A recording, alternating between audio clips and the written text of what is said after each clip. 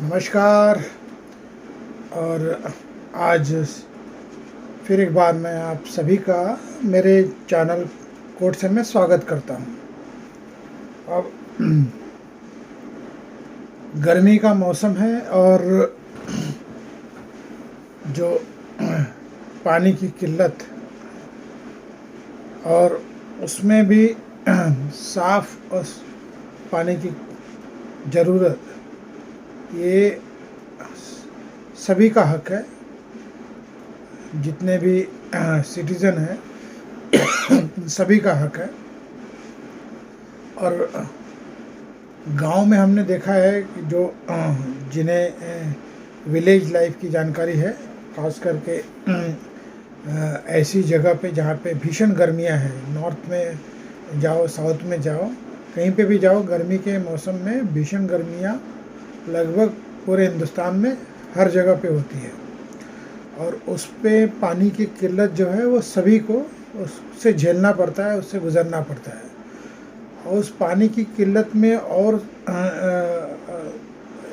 जो problematic issue होता है, साफ पानी की किल्लत, यानी कि जो पीने का पानी है उसका पहली बात तो ना मिलना अपने आप में एक प्रॉब्लम है। और अगर उसमें जो मिले भी और वो पानी कॉन्टामिनेटेड हो तो और भी ज़्यादा प्रॉब्लम। और ज़्यादातर के मतलब विलेजों में देखा गया है कि जो ग्राउंड वाटर लेवल है वो दिन ब दिन कम होते जा रहा है।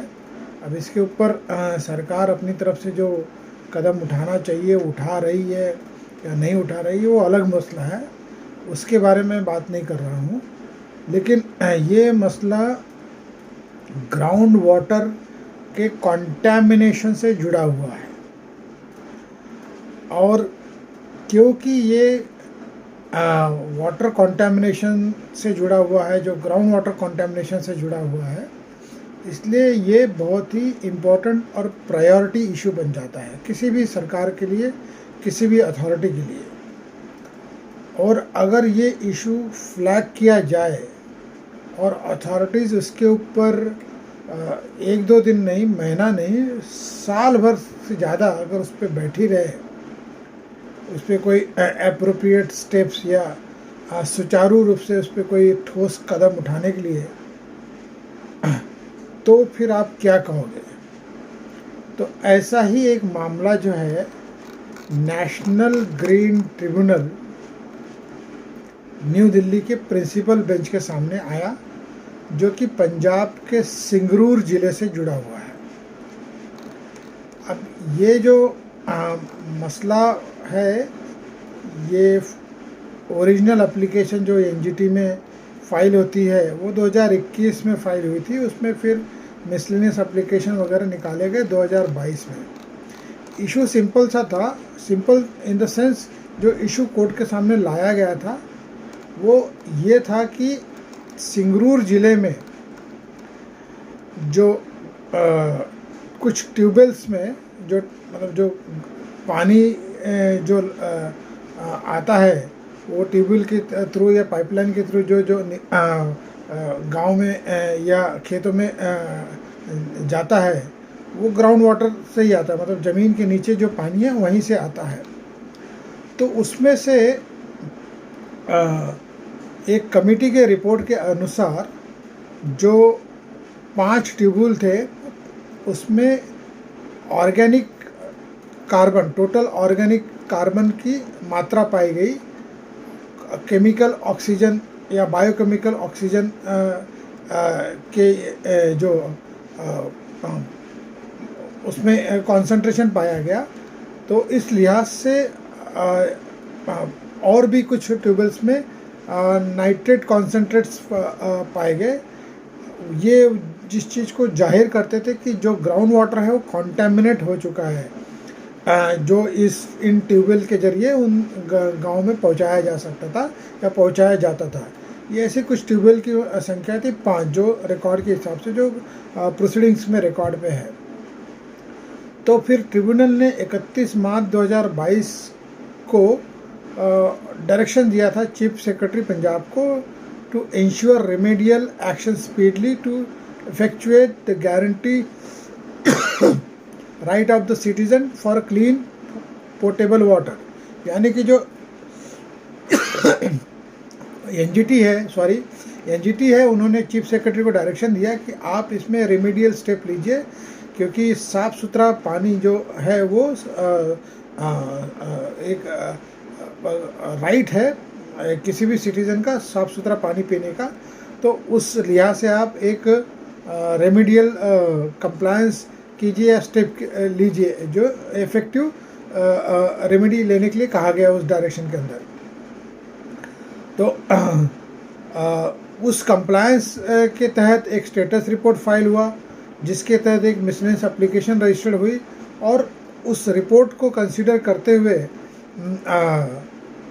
ये पाया गया कि लगभग 18 बोरवेल्स जो थे वहाँ से सैंपल लिया गया, जिसमें से ये कंटामिनेशन बहुत ही ज़्यादा मात्रा में पाया गया।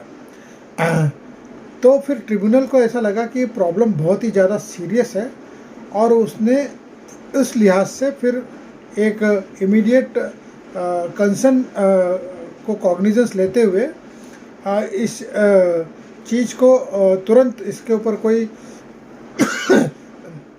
एप्रोप्रिएट या ठोस कदम उठाया जाए या इमीडिएट एक्शन लिया जाए। इस लिहाज से उन्होंने मैटर जो है अगली तारीख यानी 5/9/2023 को लिस्ट करते हुए जो मेंबर सेक्रेटरी है पंजाब पोल्यूशन कंट्रोल बोर्ड को, उनको वर्चुअल मोड पे अपीयर करने के लिए कहा गया। वहाँ से फिर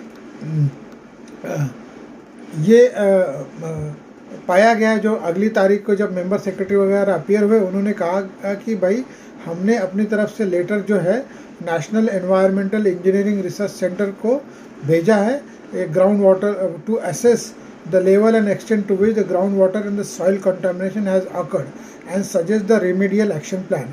यानी कि जो चीफ सेक्रेटरी जो अपीयर हुए, उन्होंने कहा कि उन्होंने अपनी तरफ से कार्रवाई करते हुए एक चिट्ठी लिखी है national environmental engineering research institute को कि आप इसमें पता कीजिए कि किस लेवल पे ये ग्राउंड वाटर कॉन्टेमिनेटेड है, और इसका रेमेडियल जो है उपाय आप सजेस्ट कीजिएगा। फिर उसके बाद जो स्कोप ऑफ वर्क था वो अवार्ड कर दिया जाता है 18 अगस्त 2023 को, जो जिस लेटर के संदर्भ में बताया गया था। तो 5/9/2023 को उस लेटर के संदर्भ में, जिसमें scope of work national environmental engineering research institute को पंजाब चीफ सेक्रेटरी की तरफ से बताया गया था कि आपको ये करना है, ग्राउंड वाटर का जो एक्सटेंट ऑफ कंटामिनेशन है उसको स्टडी करने के लिए और रेमेडियल एक्शन प्लान बताने के लिए। अब जो मसला होता है यहाँ से शुरू होता है।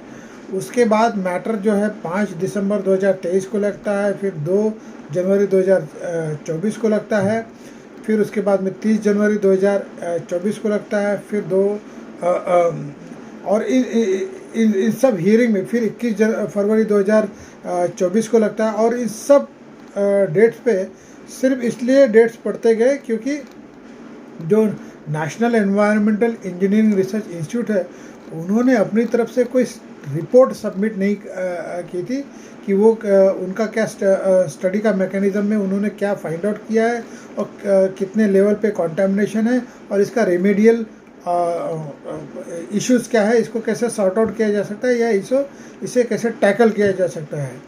ऐसा कोई एक्शन टेकन प्लान वो सबमिट नहीं कर पाते और टाइम एंड अगेन ये मैटर अर्जन होते जा रहा है। फिर सॉरी, इस लिहाज से ये मसला लिंगर हो जा रहा था। अब यहाँ पे जो कोर्ट है, कोर्ट को ये ऐसा लगा कि ये बहुत ही लिथार्जिक वे ऑफ डीलिंग है, जहाँ पे कंटामिनेशन ऑफ वाटर जो है वो एक अपने आप में इशू है और ये पीने के पानी से जुड़ा हुआ मसला है जो डायरेक्टली अफेक्ट करता है किसी की ज़िंदगी से, सिटीज़न की ज़िंदगी से, उनकी लाइफ स्टेक पे है। और यहाँ पे एक लिथार्जिक एटीट्यूड की तरह से इस चीज़ को लिया जाता है।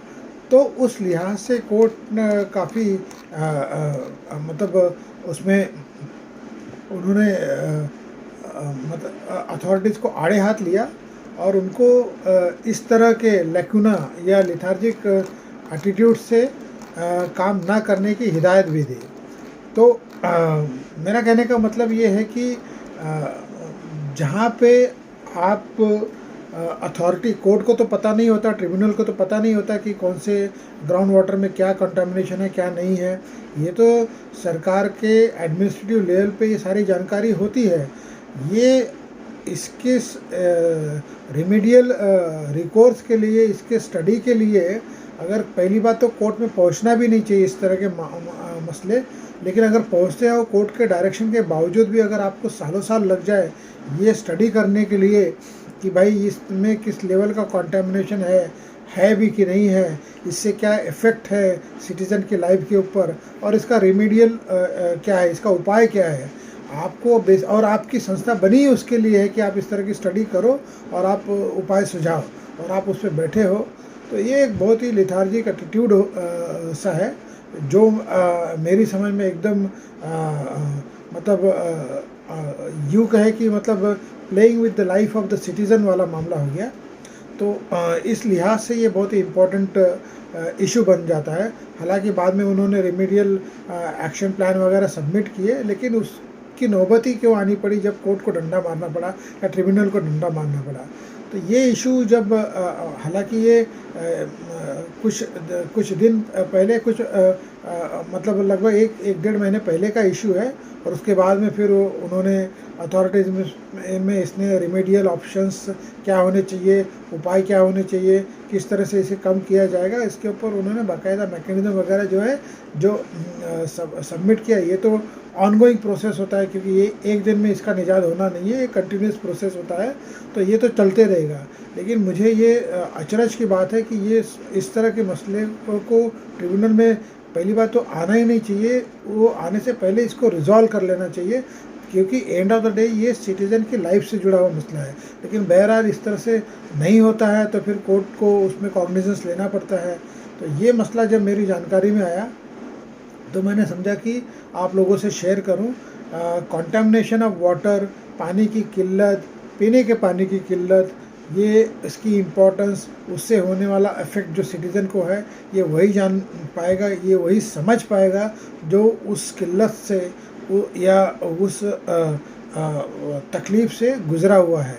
और हमारी नज़र में ऐसा मुझे नहीं लगता कि कोई भी हिंदुस्तान का जो नागरिक है इस तरह की समस्याओं से वो ना गुज़रा हो, ऐसा मैं नहीं मानता। सभी को पानी की प्रॉब्लम, पीने की पानी की प्रॉब्लम, चाहे जहाँ रहो, शहरों में रहो, गांव में रहो, पानी की किल्लत और पानी की प्रॉब्लम, टैंकर माफिया जो है वो सभी को पता है, तो वो एक अलग विषय है।